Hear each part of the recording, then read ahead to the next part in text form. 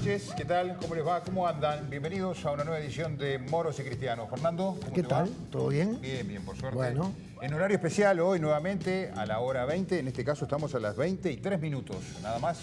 Apenas terminado el informativo, les proponemos, en este caso, una hora. El programa habitualmente tiene 1 hora y media. Les proponemos una hora porque, como ustedes saben, estamos a pleno con la transmisión de los Juegos Olímpicos, pero hacemos una pausa para estar en vivo, para hablar de otras cosas, además de los Juegos Olímpicos, ¿no? Claro que sí. En este caso, y ya le damos la bienvenida, para tener un diálogo durante toda esta hora con el senador Jorge Larrañaga. Gracias por estar con nosotros. Bueno, muy buenas noches, Fernando, Luis. El gusto de estar con ustedes, por supuesto. Gracias por aceptar. Felicitaciones por este ámbito y bueno, también por la transmisión estupenda de los Juegos Olímpicos Es fantástico, ¿no? del canal. Sí, realmente a mí me encanta, ¿no? Sí, claro, porque además, a ver, estamos dando la posibilidad de que todo el mundo pueda recibir esa señal, ¿no? Porque al ir por televisión abierta, no se necesita tener el cable, pagar una cuota de cable para poder ver los Juegos Olímpicos. Así que en ese sentido también hay una democratización de la información. Es un espectáculo estupendo. Bien. Hablando de democratizar, Jorge, has estado recorriendo particularmente Montevideo, pero también el interior, ¿no? Ahí tratando de tener un contacto directo con la población, con la sociedad, con los votantes en definitiva, ¿no? Pero también con no votantes, porque supongo que a esas reuniones se acerca a todo el mundo. ¿Cómo es la cosa? Sí, yo siempre he practicado una forma, un estilo de hacer política que a mí me gusta mucho. Desde mis tiempos de intendente municipal, donde, bueno, todas las semanas teníamos reuniones con los vecinos donde atendíamos las demandas de la luz, del agua, de la calle, del pozo, de la policlínica, de la escuela. A mí siempre me ha quedado ese estilo, esa forma de trabajar en la actividad política. Es una buena escuela política empezar por un gobierno departamental justamente para tener esa cosa del contacto directo y de temas cotidianos, de la vida cotidiana. Bueno, Fernando, yo fui suplente de edil, suplente de diputado, intendente, senador, candidato a la presidencia, candidato a la vice. Es decir, he recorrido todos los peldaños en la actividad política.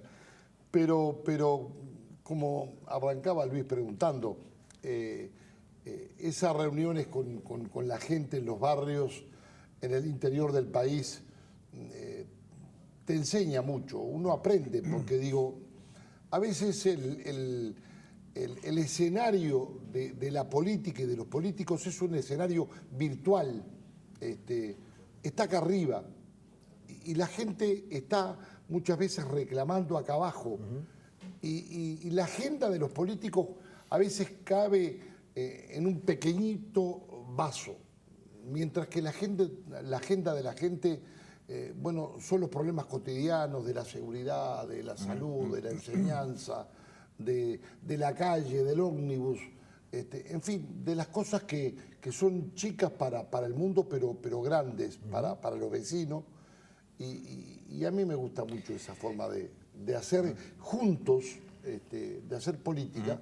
Hemos visto que acá en Montevideo las reuniones las están haciendo incluso en sitios fuera de lo partidario.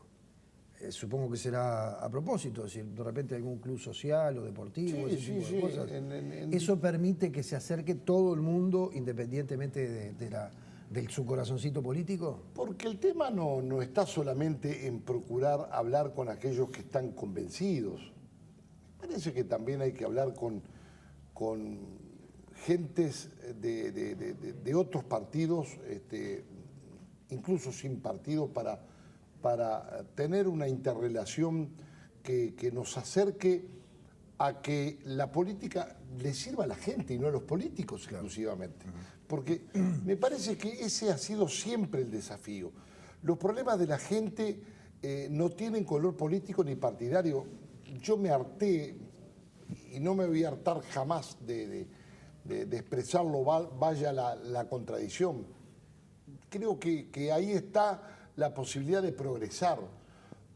Ni todo lo que uno hace está bien, ni todo lo que uno critica está mal. La construcción de una verdad en una sociedad es una construcción por tramos. Y creo que en eso tenemos que avanzar. Y yo creo verdaderamente, más allá de las peleas, de las confrontaciones, de las discusiones, de las interpelaciones, de los adjetivos que tengamos, yo creo en un diferencial de la política uruguaya, donde siempre hay un espacio para el diálogo, por supuesto, donde a veces hay posiciones que son irreconciliables, o puntos de vista que son difíciles de acercar. Ahora, usted siempre ha planteado justamente el diferencial que tiene el sistema político uruguayo, que es el de tener siempre la posibilidad de dialogar. Nunca se hicieron volar los puentes, por suerte, ¿no?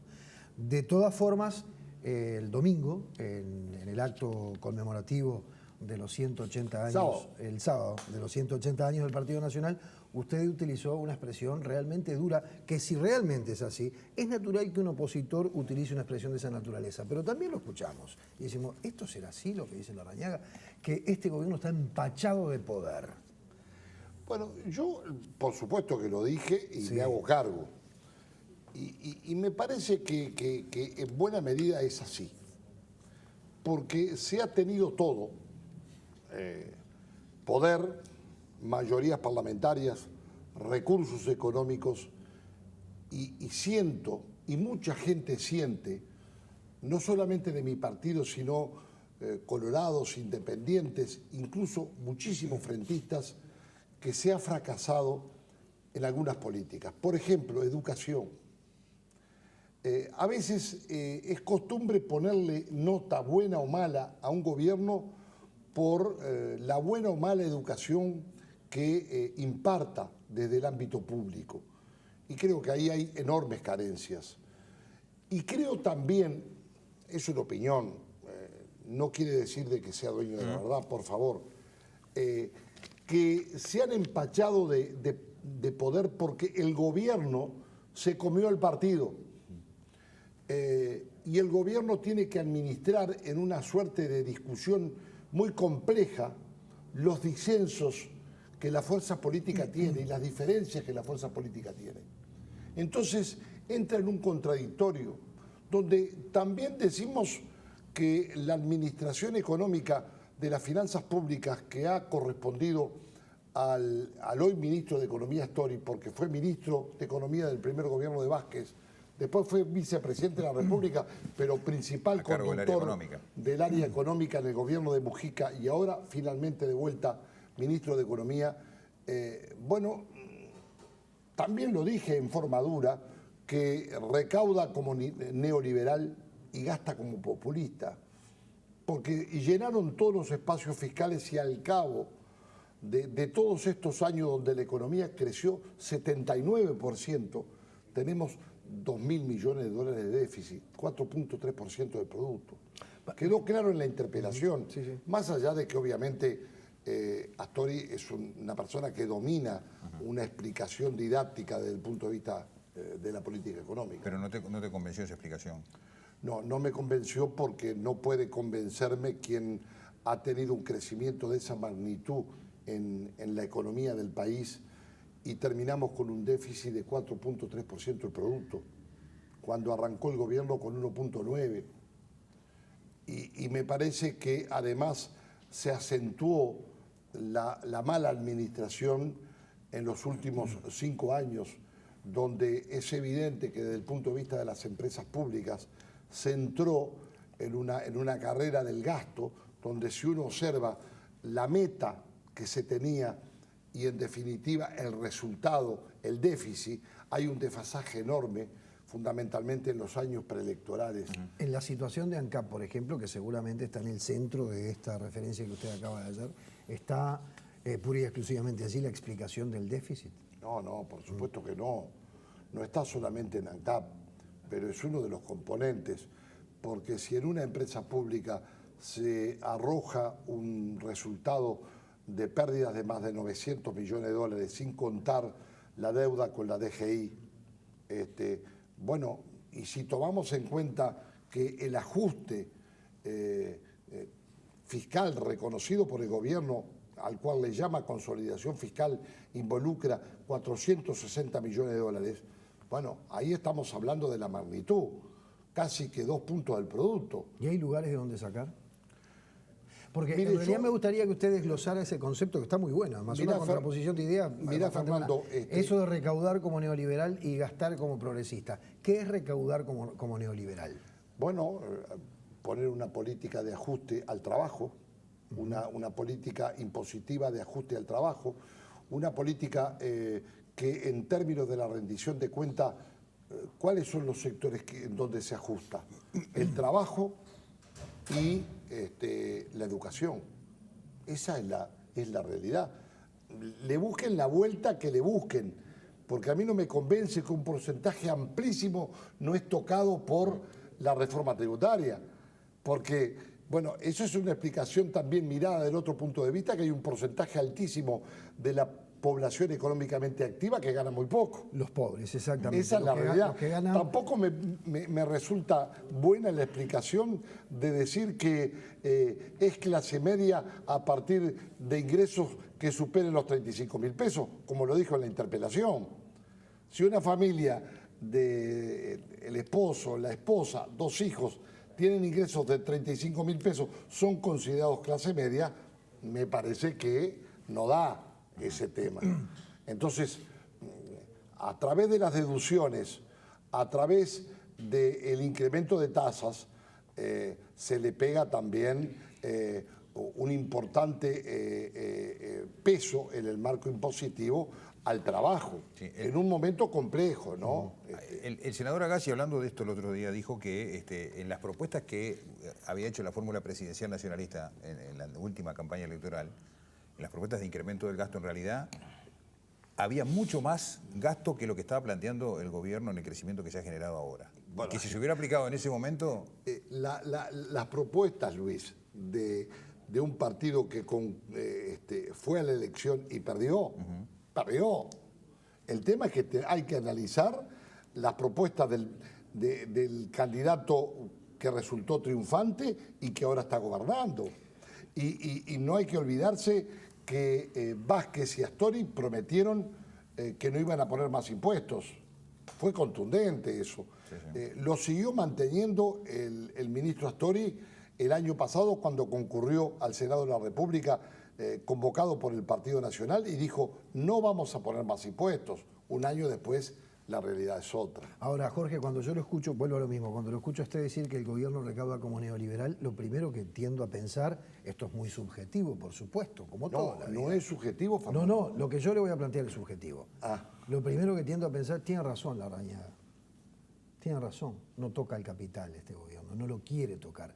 Y dudo que usted lo esté diciendo por eso.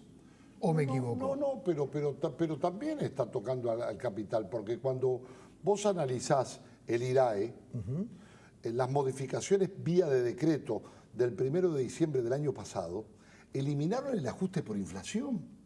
Y muchos empresarios en este país se tropezaron, que tienen capital y tienen inversiones, que tenían que pagar bastante más de impuestos a través de una modificación por vía de decreto del IRAE. Que después lo que se le aplicó al sistema financiero el 1 de diciembre del año pasado, en parte se le devolvió por un decreto del 1 de marzo. Es decir, es neoliberal en la recaudación porque no vaciló en las tarifas que subieron de UTE o en las que debían bajar de ANCAP en cuanto a los precios de los combustibles y no bajaron. Bueno, pues en yo cuanto no lo asocio con el neoliberalismo eso, sino todo lo contrario. No, pero digo, hay una política de ansiedad impositiva muy importante, vía el tema de las tarifas, vía el tema de los impuestos, vía el tema de la inflación, que mal o bien, y ojalá siga bajando, pero que está en el 10, fuera del rango meta, como le gustan decir a los economistas. Entonces, ese es nuestro cuestionamiento, mi cuestionamiento, que en parte reconoció el ministro de Economía en la interpelación. Pero además es algo, hoy yo creo que es evidente, la gente tiene una enorme afectación en su capacidad de gasto. Esto es real. Informe de Naciones Unidas han indicado de que hay 1 millón de personas en situación de vulnerabilidad. ¿Ha bajado la pobreza? Sí, lo reconocemos, pero hay 130.000 personas que pueden regresar a la pobreza. Se ha reconocido la cantidad de personas que de alguna forma han perdido su fuente de trabajo. Entonces, estamos en una economía con estancamiento, con una inflación que de alguna manera también preocupa y afecta al bolsillo, porque ese 10% también se trasunta a los productos que la gente compra en el almacén, en el supermercado. Y esto es real, no estoy inventando. Yo no quiero que estas cosas sucedan, pero deben ser reconocidas por el gobierno.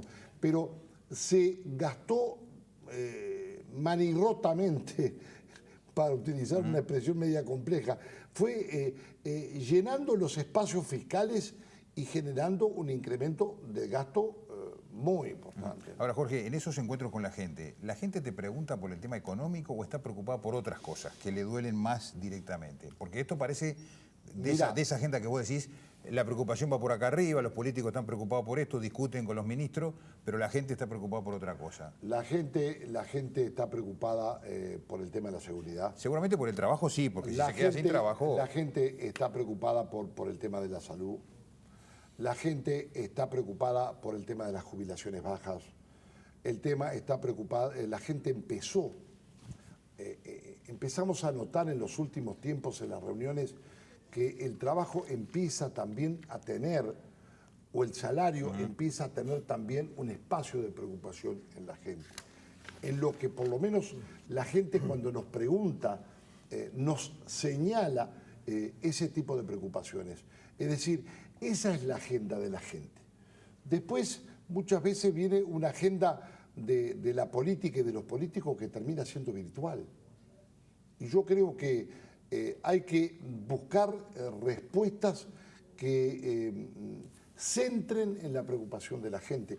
El tema de la educación y de la calidad de la educación pública, que no es inclusiva. Hoy hay una suerte, lo digo con convencimiento, de privatización de las oportunidades de los hijos de los uruguayos. Me explico mejor. La educación pública, pese al esfuerzo de maestros y de maestras, de profesores, profesoras, hoy la gente percibe que la educación pública es residual, que no se está dando una educación de calidad. Los guarismos lo están indicando. Y eso es lo que nos tiene que preocupar. Y eso no, el gobierno se olvidó de la educación. Se olvidó de la educación cuando prometió el cambio del ADN, una inversión educativa al 6%, se recordará, es público, y resulta que no ha cumplido con esas promesas cuando incluso puso a la ministra Muñoz de ministra, el presidente Vázquez, para tener una suerte de mayor poder a la hora de enfrentar la situación gremial en la educación. Perdieron el primer conflicto cuando la esencialidad, y ahora la propia ministra terminó prescindiendo de aquellos factores humanos, técnicos, de muy buen nivel, como el subsecretario Filgueiras o el director Mil, al cual después terminó calificando de manera muy mala con aquel episodio. Sí, es cierto. Y los echaron. Sí. Y después terminó diciendo la propia ministra de Educación que, bueno, ella como ministra de Educación no tenía mucha incidencia en el Codicen. Eso Ahora, fue lo que le declaró en lo público. ¿A usted le consta, no es que lo esté poniendo en duda, porque incluso particularmente al maestro Juan Pedro Mir lo conozco y a mí sí me consta sobre su calidad técnica, más allá, y por favor, por supuesto que está sobre la mesa esa expresión de la ministra María Julia Muñoz bastante infeliz cuando dijo absolutamente, es un maestro de sexto de escuela. Desafortunada. Exacto. Pero digo, ¿a ustedes les consta, los conocen, les consta que Filgueira y Mir eran técnicos de excelente nivel? Pero son reconocidos. Yo no los conozco. He conversado en alguna oportunidad. Se imaginará que la pregunta se la hago porque ahora es fácil. Dice, echaron a los mejores. Desde la oposición echaron a los mejores. Lo dice todo el mundo, ¿eh? No lo dice este integrante de la oposición integrante del Partido Nacional. No, no, yo creo que lo dice todo el mundo. Lo reconoce el ámbito académico, lo reconoce muchísima gente, la calidad de estos profesionales. Sí, cierto, sí, claramente. Eso creo Ahora, que... en materia de educación, Jorge, No lo voy a resaltar ahora está porque claro, lo está echaron. claro. Por eso quería plantear el tema. Sería muy malo mío si hiciera Exacto. eso. Me parece que me tienen que reconocer por lo menos la buena fe de que no estoy para esas trampas que no le aportan, me parece, a la política. Hablando de educación, y antes de ir a la pausa tenemos que hacer una pausa. Los expertos señalan que justamente en materia educativa, cuando hay un proceso de deterioro que se había dado durante los años anteriores, de muchas décadas de falta de inversión, por ejemplo, que es lo que el Frente Amplio le achacaba a los partidos tradicionales, la falta de inversión en la educación, ¿no? Ahora se invirtió, y mucha plata se invirtió. Sin embargo, el propio actual ministro de Economía dijo que se había gastado y no había habido resultados a la vista en la educación. Se habla de la necesidad de los procesos, es decir, no se puede pedir a la educación resultados en un lapso tan perentorio de 4 o 5 años. ¿Vos no pensás que todavía hay tiempo para empezar a cobrar frutos de todo lo que se ha invertido en estos años? Pero, estimado Luis, es cierto, los procesos educativos son largos, pero ya van 12 años y los resultados son cada vez peores. Lo están demostrando los resultados de las pruebas PISA, las evaluaciones, las tasas de egreso, de repetición, de muchachos que no estudian ni trabajan. La calidad educativa está percibida por los padres mismos, que nos lo dicen, por gente que incluso haciendo un enorme esfuerzo intenta huir con su hijo hacia la educación privada. Hoy la educación pública termina siendo una suerte de máquina de exclusión muchas veces. Es decir, acá hay una herencia que se recibe por parte del propio Frente Amplio. Ya no vale decir que antes la poca inversión de los gobiernos tradicionales resulta que conspiraba contra los resultados. El problema es que invirtiéndose menos antes eran mejores resultados que los resultados que se dan ahora invirtiendo más. Ese es el problema que hoy tenemos. Esa es la dificultad. Es la gran hipoteca que el país hoy tiene. Ahora también son otras las prioridades de la gente. Yo hice un esfuerzo enorme y me criticaron incluso desde mi propio partido cuando apostamos en el gobierno anterior a impulsar un acuerdo nacional por la educación que firmamos todos los partidos en la torre ejecutiva en febrero del 2012. Exacto. A los 6 meses se rompió. Estaba fracasando ese acuerdo. Yo interpelé al ministro Ehrlich. La última y única propuesta educativa en serio de cambiar la educación fue el Promejora, impulsada por el profesor Daniel Corvo en el Codicen. ¿Cuál fue el resultado? Un lío bárbaro. El resultado fue que hoy la oposición no tiene ningún integrante en el Codicen, ningún integrante. A mí me parece que está mal. Me parece que está mal. El 50% de la población del país no tiene representación en el ámbito fundamental de la educación, en la parte medular para construir políticas públicas en materia educativa. Sí, seguro, no da votos la educación, no genera votos. Está el doctor Robert Silva, que es colorado, pero no está por el Partido Colorado. Pero sino entró que está por elección directa, fue electo. Sí, está claro. Será colorado, pero Está entró claro, por la elección directa y por los docentes. Está claro. Tenemos que hacer la pausa, ¿no? Vamos a ir a la pausa. Vamos a hablar de seguridad, después hay tanto para hablar, vamos a hacer todo el y tiempo. también de la Agenda para el Progreso. Sí. Me gustaría que se desmenuzara un poquito la Agenda para el Progreso, pero después de la pausa. Si Con le parece. mucho gusto. Enseguida volvemos. Ya venimos.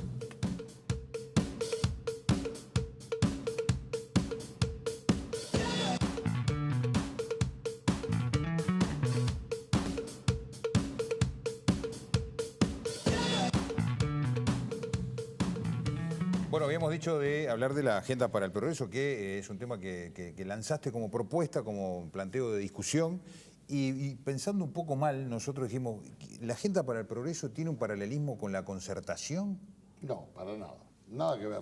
¿No? La Agenda para el Progreso, o se le puede llamar cualquier cosa, de otra forma.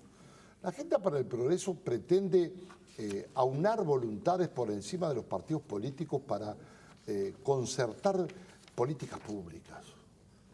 No pretende ser un instrumento electoral a futuro. Pero por supuesto que no, es un instrumento para el país. La Agenda para el Progreso debe involucrar los principales temas de los uruguayos para resolverlos. Porque ustedes mismos van a hacer este programa con gente de todos los partidos, cuando venga el proceso electoral, y entonces les van a tener que preguntar en un momento, cuando las encuestas digan lo que yo creo que van a decir. Bueno, mire, señor... ¿Qué van a decir las encuestas, Jorge? Y las encuestas van a decir que ningún partido va a tener mayorías parlamentarias en la próxima elección. Entonces, si eso es así... Eso mismo dijiste antes. Bueno, por supuesto que lo dije y me equivoqué por poco. Pero con 50 ya tenés Pero mayoría. correcto, mi querido amigo. Pero estoy de acuerdo, Luis, fenómeno. Pero puedo no equivocarme.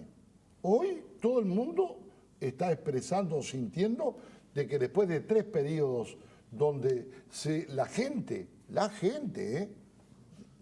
nadie lo discute, le otorgó mayorías parlamentarias al Frente Amplio, bueno, muchos están diciendo, bueno, no, el que gane la próxima elección no va a tener mayorías parlamentarias.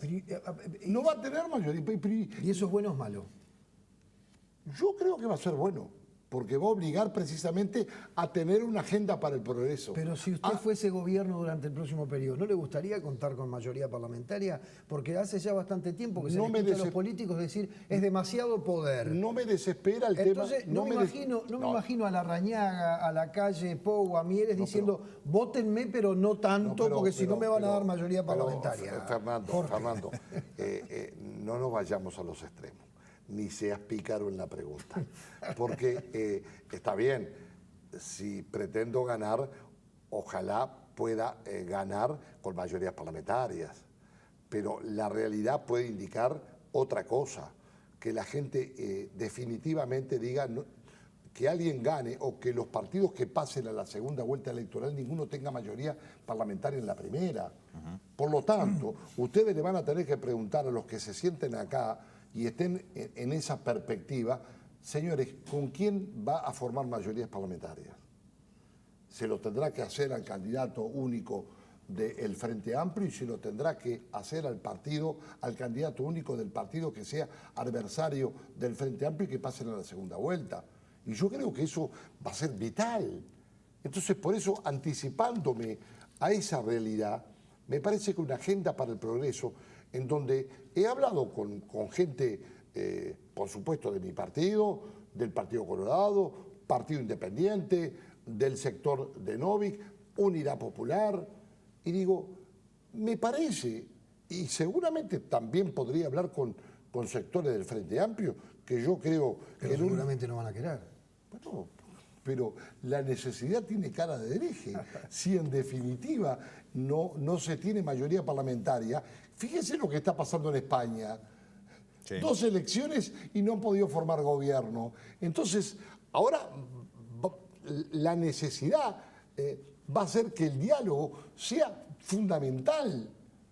Más allá de quien lo convoque, porque lo que importa es el instrumento diálogo, no quien lo rompa, ni quien lo corte, ni quien diga no al diálogo. Lo importante va a ser el instrumento del diálogo. O sea, y ahí va a haber eso pretende ser la Agenda para el Progreso, un instrumento de diálogo, de elaboración de políticas de Estado que estén por encima de lo partidario. ¿Cómo se materializa o cómo piensa materializar la agenda? En una mesa, hablando. Hablando sobre los temas. Yo estoy convencido que si el país aborda una de las hipotecas más grandes que tenemos los uruguayos, sin la cual no tenemos porvenir ni desarrollo nacional, que es la educación pública de calidad, si no resolvemos ese problema, no podemos crecer. No habrá inversión en Bosnia ni 10 Bosnia.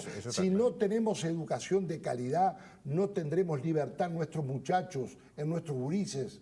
¿Conecta eso con la seguridad también, Jorge? Eso conecta también con la seguridad. Eso es fundamental también para impulsar esquemas de prevención en el ámbito de la seguridad. No vamos a ir al delito cero. No hay sociedad que tenga delito cero, pero yo creo que conecta, porque a mayor educación, mayores perspectivas de combatir la delincuencia. Me parece que es la mejor política social. me parece que si no le damos instrumentos... A mí mi obsesión con los jóvenes es decirles que estudien. Lo practico con mis hijos. Yo deseo que mis hijos salgan para adelante. Bueno, tengo uno que es abogado, el otro que es economista, tengo uno de 16 y tengo uno de 8 años. Y bueno, mi objetivo personal es el objetivo de mis hijos, pero estoy seguro que es el objetivo de la familia de ustedes, supuesto, de todos los compatriotas. Ni hablar, claro. Me parece que ahí tenemos una masa crítica común en la cual tenemos que coincidir, y yo creo que si con voluntad, compelidos por la urgencia, más allá del mediano y largo plazo en cuanto a los resultados que Luis decía, que obviamente nadie puede tener milagros ni frotar la lámpara para que emerjan las soluciones en materia educativa, tiene que ser un tema vital para la vida de los uruguayos. Pero Ahora, no es lo Jorge, mismo, no, pero sí. no es lo mismo crear ese estado de conciencia en sus hijos y en los nuestros que en los hijos de las familias de los sectores más bajos de la sociedad, que han quedado excluidos desde todo punto de vista, o desde muchos puntos de vista, no solamente el económico, el cultural, el moral. Es decir, e incluso tienen su foco de atención dirigido hacia otras cosas, hacia las cosas más mundanas. Y no me quiero poner moralista, pero lo cierto es que hay una promoción permanente, con la lógica del mercado en la cual vivimos, hay una promoción permanente del consumo, de las cosas mundanas, de lo frívolo, de lo trivial, y quedan absolutamente de lado esas cosas a las cuales usted tanto valor le da. Pero también ahí entramos en una discusión mucho más profunda, que es la discusión de cuánto éxito han tenido las políticas sociales. Porque a nosotros se nos dijo en el primer gobierno del doctor Tabaré Vázquez que las políticas sociales eran una suerte de construcción de ruta de salida de la pobreza. Y resulta que la ruta de salida terminó siendo una rotonda en la cual se gira el círculo de manera permanente y tenemos esa realidad. Yo entiendo esa realidad.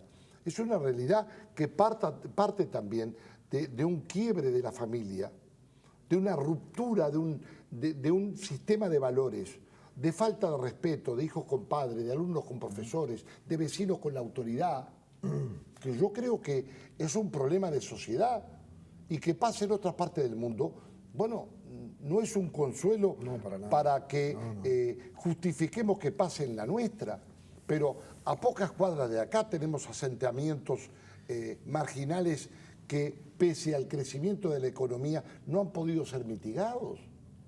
Y yo no le atribuyo esto una responsabilidad en exclusivo al Frente Amplio ni al gobierno. Ni es un tema policial, porque también se ha simplificado hablando de esto como política de seguridad, ¿no? Pero yo creo que ni siquiera si aplicamos todas las soluciones de todos los partidos políticos, tampoco tenemos la solución del problema de la seguridad. Pero me parece que sí hay que dar señales de cambio de política, por lo menos en materia de seguridad. Y ese es el déficit que nosotros le encontramos al gobierno del doctor Vázquez. ¿Pero y cuáles son esas señales? Más allá de todo lo que se ha trabajado ahora en la comisión multipartidaria y multitécnica. Bueno, pero hay de mediano. Perdóname, pero y de largo ¿te parece plazo. que no ha habido ningún avance en materia de seguridad? No, pero yo no voy a ser un negador de la realidad y de los avances y de la cantidad No, porque hay gente de la policías. oposición que dice que no ha habido ningún avance en materia de seguridad. Y sigue planteando hasta el día de hoy la renuncia económica, Bueno, por ejemplo, permanentemente. No conformo la cuota parte de los que puedan expresar de que no hay ningún avance en materia de seguridad. Seguramente sí, hay mayor cantidad de policías, los hay. Hay una mayor tecnificación de las fuerzas policiales, los hay. Ahora, el tema son las políticas de mediano y de largo plazo, las que pasan por el Ministerio del Interior y las que pasan por las políticas sociales, las que pasan por las políticas educativas, por las políticas laborales, por las políticas de comunidad, de inserción, de esa suerte de ruptura del cordón umbilical que tiene que haber entre sectores de la sociedad con el resto, donde empiezan a haber una suerte de círculos concéntricos que nos terminan impactando. El tema de la droga, ¿estamos combatiendo bien la droga? ¿El narcotráfico? ¿Sí o ¿Lo no? estamos combatiendo? Yo creo que tenemos enormes falencias. ¿Y dónde? ¿Pero dónde? Porque el tema es que claramente, a ver, lo que sentimos todos, lo sentimos todos, ya sea sensación o sean hechos reales. Es cierto que no vivimos en una sociedad segura, o por lo menos no vivimos en una sociedad todo lo segura pero que tenemos que impacto todos. donde muertes de policías se están haciendo comunes. Eso es una realidad Ayer, antes triste, de ayer, sí, claramente. dolorosa. ¿Y cómo la cambiaría Y ojo, usted? yo no Pero soy de los que me aferro a una suerte de crónica roja para hacer política. Por favor. Ni estoy contando la cantidad de homicidios por año, la cantidad de rapiña por año, para decir, ay, es todo un desastre. Pero me parece que hay indicaciones. No hay que hacer nada con los adolescentes infractores. ¿Cuál es su propuesta, Jorge? Pero bueno, la propuesta que también terminó siendo ¿Aumentar del las ministro, pero aumentar las penas o aumentar el tiempo de rehabilitación.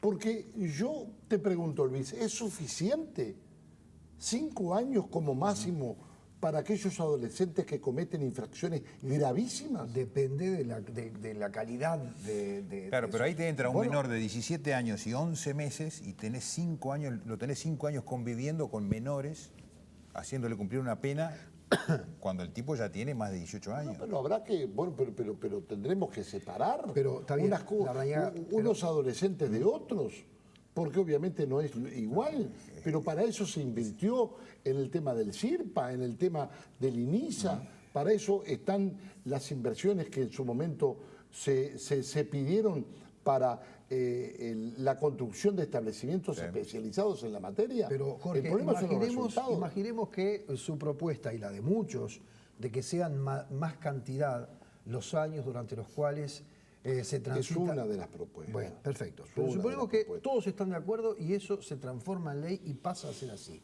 ¿Realmente usted cree que eso va a reducir los delitos cometidos por menores de edad? Pero yo ni me afilio al populismo punitivo de la cual a veces se nos acusa, ni tampoco me afilio al hecho de que el incremento de las penas no se trasuntan en resultados con respecto al combate de la delincuencia. Bueno, lo dice la academia. La academia dice esto, los delincuentes no cometen delitos con el Código Penal debajo del brazo, no están haciendo cálculos. Pero por supuesto que sí, Fernando. Pero ¿saben qué? El cálculo que lo hagan después de estar presos. Ahí sí lo hacen al cálculo. Bueno, ese está preso. Pero entonces, Ese está preso y va a salir. Pero entonces con ese criterio de que no cometen delitos con el Código Penal y estudiando qué pena le van a corresponder, entonces no le aplicamos penas. No, bueno, ya están. No, bueno, pero ¿cómo ya están? Lo que dicen los especialistas es que tenemos un sistema penal que sanciona una amplísima gama de comportamientos humanos que están tipificados como delito. Bueno, perfecto, pero lo que pasa es que el sistema carcelario no rehabilita a nadie. Ah, pero eso es otro problema. Bueno, pero Ese es tenemos otro 10.000 problema. presos. Tenemos 10.000 presos. Y a mí me trataban poco menos que de gorila y de fascista cuando propusimos con el hoy lamentablemente fallecido diputado Semproni, que me ayudó en esa instancia, de convertir el cuartel de Punta Rieles en la cárcel de Punta Rieles. Sí. Y resulta que ahora es un Ahora sí. establecimiento poco menos que modelo. Es Y cierto. eran 42 hectáreas que estaban ahí a la vuelta y ahora se están construyendo, no sé, 2.000 plazas más, Usted acaba de aparte decir de un las dato. 800 que existían. Hay 10.000 personas privadas de la libertad, cada vez más. Entonces, hay veces que uno no comprende, y claro, esto no hay que endilgárselo demasiado a usted porque usted no es el mayor de los críticos dentro del Partido Nacional sobre las políticas de seguridad. En todo caso, es Luis Lacalle Pou quien ejerce críticas mucho más duras, que además ha centrado el asunto en la persona del ministro Eduardo Bonomi, ¿verdad? Pero igual quiero hablarlo con usted, porque quiero... Usted invítelo a él y Sí, hable sí, con él. sí, está pendiente. Hable con él. Es un tema que está pendiente. Pero digo, hay 10.000 personas privadas de la libertad por haber cometido delitos y que ha crecido el número. Y al mismo tiempo escuchamos que se le critica a la policía y a la justicia por ineficaz o ineficiente. ¿Cómo se entiende? Si hay más personas presas, ¿qué es esto? ¿Que la policía y la justicia funcionan mejor? ¿O que cada vez la gente comete más delitos? Pero se entiende de que no logran mitigar 300 homicidios por año, no logran mitigar las 20.000 rapiñas denunciadas por año. Pero ¿y cómo se puede mitigar a un tipo que mata a su mujer en el seno de su hogar? ¿Cómo no lo puede hacer una política de perfecto, Estado? pero eso sí, no se es, puede. Pero eso no es excusatorio del común de los crímenes. El común de los crímenes no es que el marido mate a la mujer en su ese hogar. ejemplo tan Ese extremo, es extremo, pero están las rapiñas, están los Exacto, hurtos. pero en el caso de los homicidios, están los concretamente, homicidios, se dan las lesiones generalmente entre personas gravísimas. que se conocen, que tienen un vínculo. Pero no Lo podemos... dicen las estadísticas del Poder Judicial.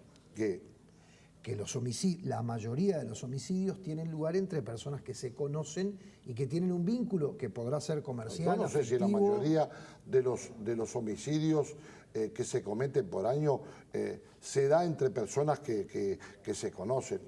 Es un dato que surge del Poder Judicial. Bueno, yo lo tendría que analizar, pero ¿eso qué explica? ¿Qué explica eso? ¿Que no hay criminalidad? ¿Que no hay, sí, claro. que, no hay que combatirla? Pero en eso ¿Que no sí. necesitamos un despliegue policial distinto? ¿Que no necesitamos políticas sociales que converjan para prevenir? ¿Que no advirtamos hoy que tenemos una convulsión, un sacudimiento fortísimo con el impacto de la droga a 10 cuadras de acá? Bueno, a 5 cuadras ahí de ha acá. habido incidencia altísima del incremento de los homicidios con el tema de la pero droga. correcto, porque justamente pero- los datos que tira el Ministerio del Interior es aumentó notoriamente el ajuste de cuentas, que a una buena parte de la oposición le molesta que todo se atribuya a ajuste de cuentas, pero en los hechos se ha dado así. Pero el ajuste de cuentas no puede ser el bulto mayor de lo que pueda significar la criminalidad de un país. No, pero los por otra homicidios... parte, no deja de ser delito porque sea ajuste de cuentas. No, estamos claros, pero, estamos quiero claros. decir, pero ha aumentado notoriamente la cantidad de homicidios Son de homicidios, en son ese tipo seres de... humanos que mueren. No, eso estamos claros. Eso es la realidad. Y con respecto al tema de la minoridad, teniendo en cuenta la cantidad de delitos que cometen los menores, en proporción es una cifra muy inferior. ¿Por qué vos pones tanto énfasis en los menores infractores cuando no son responsables Pero yo presenté, ni cerca de la mayoría? Yo presenté 10 proyectos de ley. Yo no estoy adjudicándole a la adolescencia infractora el porcentaje mayor de la criminalidad del país. Nunca lo he dicho. Digo que es uno de los factores que inciden precisamente en la situación de violencia en la sociedad uruguaya. Pero nos tenemos que hacer cargo de esa realidad.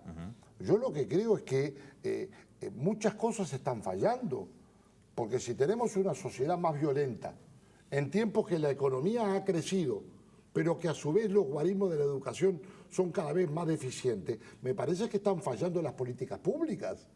Y por eso yo le pongo mala nota al gobierno. Por eso le he dicho que el modelo frentista ha fracasado. Porque en los principales temas de la vida del país no están los resultados que acompañen el crecimiento económico con el desarrollo humano. Acá hemos tenido crecimiento económico, pero no desarrollo humano. No hemos tenido progreso social y esto es indiscutible. Usted dice el modelo frentista fracasado. ¿Usted cree que es un modelo? ¿Hay un modelo?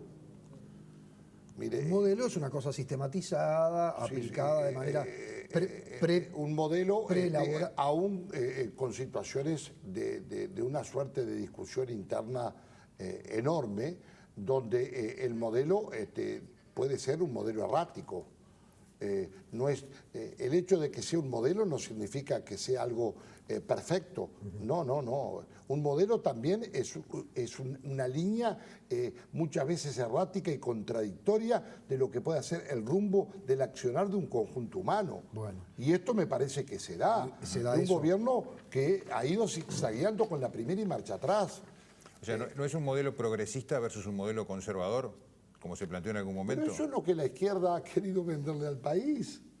Ellos son los buenos porque son los progresistas, nosotros los blancos y los otros somos los malos porque somos los de derecha. Los conservadores. Los de derecha conservadores. Y eso me parece que está mal. Esa división de buenos y malos, esa división de buenos y malos no es lo mejor. Vamos a dejar plantear un tema antes de ir a la pausa, porque si no se nos escapa por la tangente. Ahí va, ¿no? Lo que pasa es que además... Estamos 2-1, 2-1. El tema no es cualitativo, no es cuantitativo, es cualitativo. no, con No, gusto, con un placer. Porque a propósito de la marcha Analizar atrás, y discutir me parece que sí, claro que sí. forma parte de lo que más tenemos que hacer los uruguayos. A propósito de las marchas atrás que a su juicio pega el gobierno, una de las cuales usted ha señalado con mayor énfasis es el acuerdo que alcanzó el presidente Tabaré Vázquez con el PIT-CNT hace pocos días para que haya en definitiva una flexibilización en las pautas de negociación salarial, es decir, aplicar las pautas que habían sido pensadas o trazadas para el 2015, aplicarlas en el 2016. Usted ha sido muy crítico de eso. Y hay veces que uno siente la sensación de que usted está diciendo que a Vázquez los sindicatos los llevan a los ponchazos. Yo le dejo una pregunta, planteada. Vamos a ir a la pausa, Sí. pues no me No, larga esa le pregunta. dejo la pregunta y después usted Para que la razones bien. se explaya después de la pausa. Los argumentos de los sindicatos de que el escenario inflacionario ha provocado o va a provocar o está provocando una verdadera pérdida de poder de compra, del salario real, que se estanca la recuperación salarial que se venía logrando. Porque uno también no puede desdoblarse e ignorar que uno es un asalariado también. ¿No son válidos? Vamos a la pausa y después le contesto. Perfecto. Hacemos la pausa.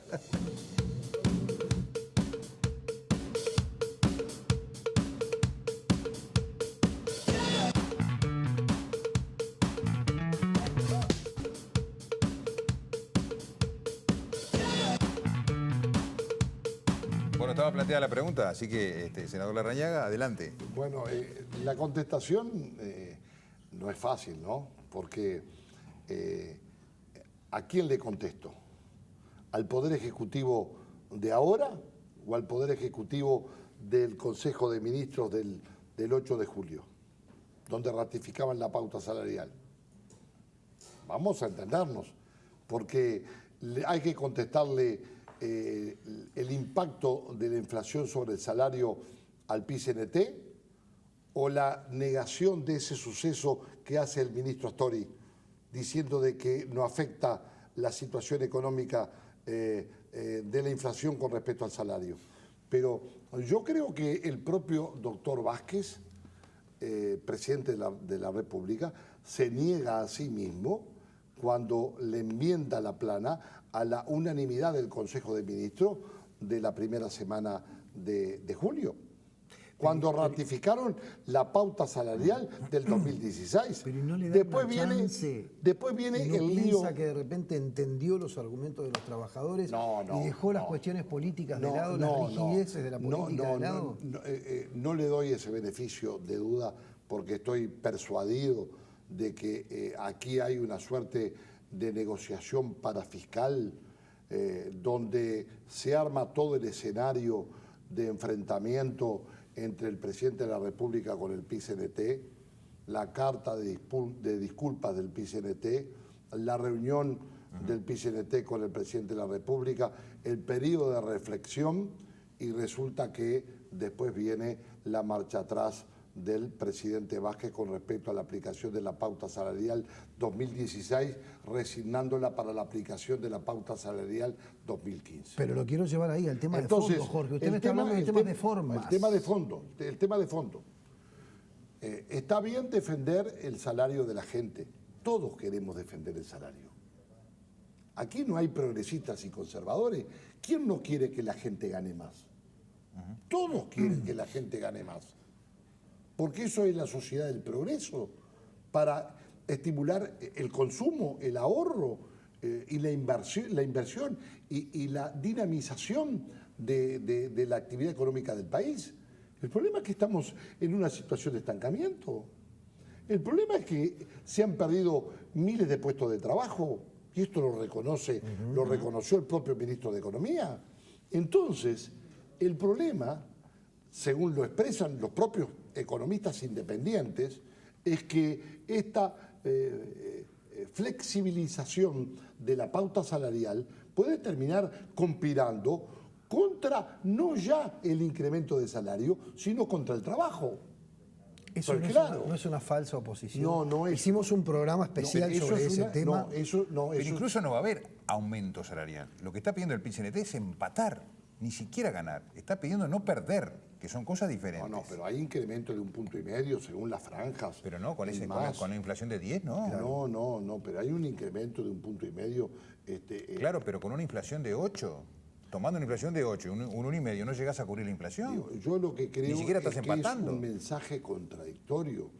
Es un mensaje contradictorio porque ¿por qué en un mes el Poder Ejecutivo ratifica la pauta y al mes siguiente se desdice de esa ratificación de la pauta salarial 2016, defendida enfáticamente por el equipo económico y por el ministro Astori? Exacto. Y discutida por el ministro Munro y el Partido Comunista. Ahí no hay, un manejo político, en definitiva, del presidente de la República diciendo, bueno, yo no me voy a poner de punta contra, ahí hay el movimiento sindical que tiene 400.000 votos. Ahí hay un equilibrio de fuerzas, de un poder ejecutivo que tiene enormes dificultades para consolidar mayorías en el Parlamento, enormes dificultades para compatibilizar las políticas públicas que imparte en este caso con respecto al trabajo y el PIT-CNT, y con una ofensiva muy fuerte del PIT-CNT en contra del gobierno.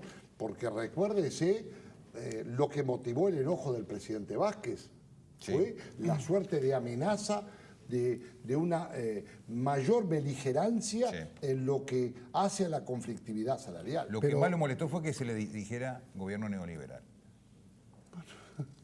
Se lo dijo precisamente en la carta. Bueno, pero eso fue lo que más le molestó. Se lo dijo el PIT-CNT, que no es precisamente... Algún dirigente del PIT-CNT, sí, dijo que era... Se lo dijo el PIT-CNT, Luis, no, acá no hay que hacerse... No, pero por eso te digo. El PIT-CNT se hizo cargo de esa afirmación, pero, y después regularon.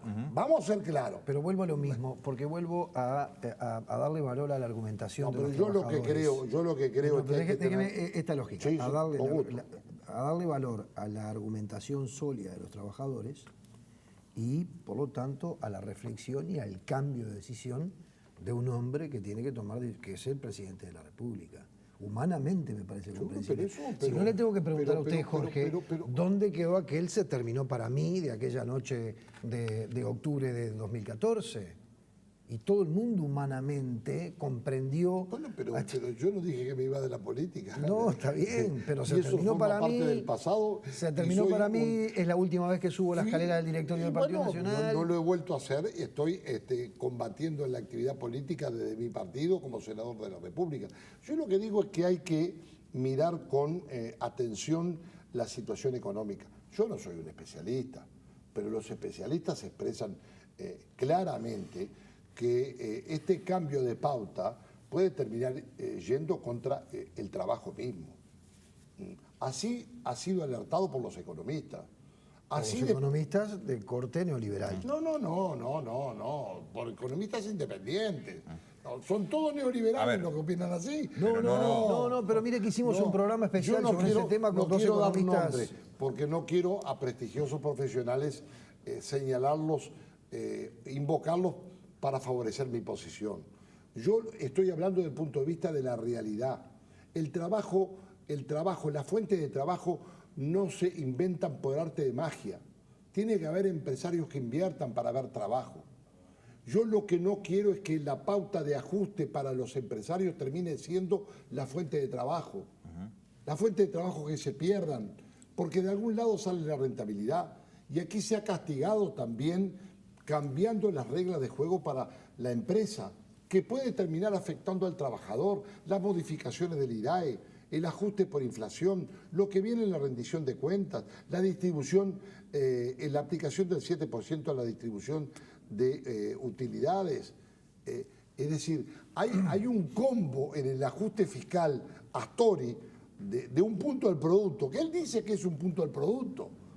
Yo quiero ver, en definitiva, cuánto termina rindiendo ese ajuste fiscal. Lo concreto es que se le pone más impuesto a los que trabajan y se le ajusta el tema de la educación cuanto antes se había prometido mayor inversión en la educación hasta llegar a un 6% del producto. Bien. Se nos ha terminado el tiempo, ¿no? Desgraciadamente. Lamentablemente se nos ha ido el tiempo. Gracias por haber Se pasa estado, volando una horita. Bueno, muchísimas gracias. No, pero Luis y en cualquier Fernando. momento vamos a... Es un gusto, pero por supuesto que sí. Bueno, Digo, vale. No te sentiste acosado, ni perseguido, ni vapuleado, ni nada. ¿Y a vos te parece que yo te lo voy a permitir? ¿A vos o a vos? No, pero digo, en la sana discusión, a mí me parece que estos ámbitos y estos programas le hacen bien a la democracia y a la política. Es lo que intentamos cada Yo miércoles. creo que eso es positivo, aun cuando estuvieran permanentemente metiéndome el dedo en el ojo y señalándome mis errores, a mí eso me obliga a mejorar mi argumentación o a reconocer mis errores. Está bien. Y creo que eso es positivo. Gracias, Jorge, Jorge, por muchas haber gracias. estado. Muchísimas gracias a ustedes y mucha suerte. Bueno, Gracias. Y La ustedes, semana que viene nada, tenemos un temún, realmente, porque además de que tratamos de enfocarlo desde lo alto y desde lo macro, hay una coyuntura muy delicada en el Mercosur en estas horas y en estos días que realmente merece que le prestemos atención particularmente. Sí, van a estar invitados el ex canciller Diego Perti y Walter Cancela, que ha estado trabajando también, ahora está jubilado Walter Cancela, el economista Walter Cancela, pero ha estado vinculado al Mercosur durante Entre muchísimos otras cosas años. fue director de integración Exacto. Mercosur de la Cancillería, ¿no? Y ha estado vinculado incluso en Europa, así que van a estar ellos dos para intercambiar opiniones sobre esta realidad del Mercosur que tenemos, que dijo, por ejemplo, en la calle el sábado, la calle Padre, que no lo reconocía como hijo al Mercosur, a este Mercosur que tenemos ahora. Un clubcito de izquierdistas, dijo que. Efectivamente. Bueno, algunos de los temas que van a estar arriba de la mesa en esa discusión. Gracias por haber Los estado. esperamos, ¿eh?